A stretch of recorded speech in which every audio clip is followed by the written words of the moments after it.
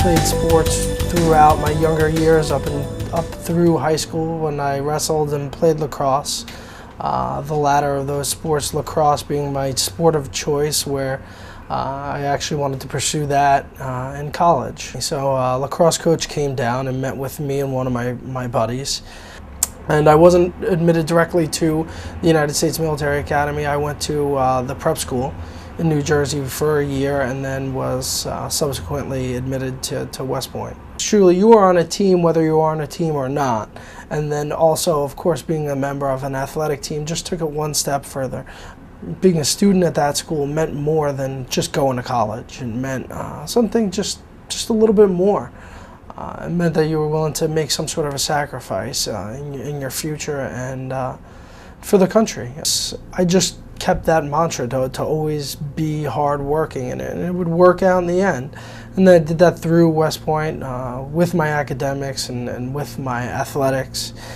And that followed me soon after. I would graduate West Point and go through the military and go into Iraq and get injured. I kept that most important aspect of who I was, to always work hard no matter what situation you're given. While I was in Iraq, we had pushed all the way through till we were just south of Baghdad. We were shooting rockets in support of that mission to take over the airport. And I went to sleep next to my Humvee. I had taken the first shift. We pulled into an area where I set up security, and I had taken the first shift on the 50 caliber machine gun to pull security. So I went down to sleep, and I woke up in my sleeping bag, and my legs were numb. So I pulled off my sleeping bag and looked at my legs and realized at that point that my feet were pretty much gone.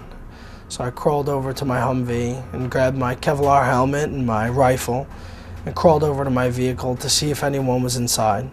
I didn't see anyone, and my gunner called out to me, so I crawled over to him and put my rifle on his chest and attempted to drag him away from the vehicle, which soon after blew up and started cooking off 50 caliber machine gun rounds, and it was really a heck of a situation to be in. That gunner that I dragged away from the vehicle ended up dying on a medevac chopper ride with me later that day. And my gunner and my driver were killed instantaneously in the explosion. So coming out of that situation, as soon as I reached the hospital in Kuwait and was able to get my wits about me, I realized that I was the lucky one.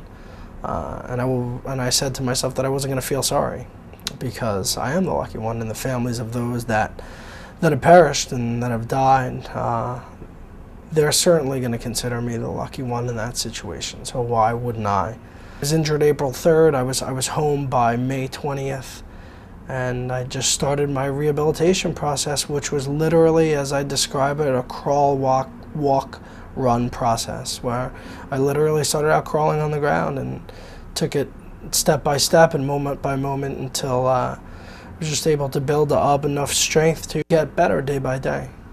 Well, I was introduced to Veterans Across America a couple years ago, and the initial concept really intrigued me because it's such an important thing. Finding veterans suitable employment is so important, because these men and women do so much for our country and are underappreciated and undervalued.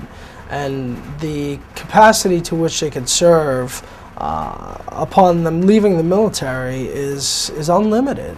And the problem is that most people don't see that potential in our men and women who have served this country.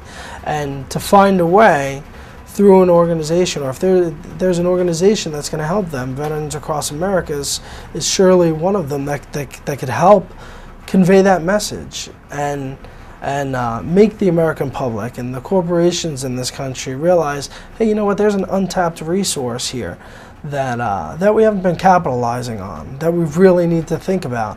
The Champion Mentor program is so important, because one of the best ways to open doors for these veterans that return home It's through the networks that people have already built. I mean, that's why you see social networking is such an important thing these days, because people realize that it's not always what you know, it's who you know, and we've heard that old adage many times before.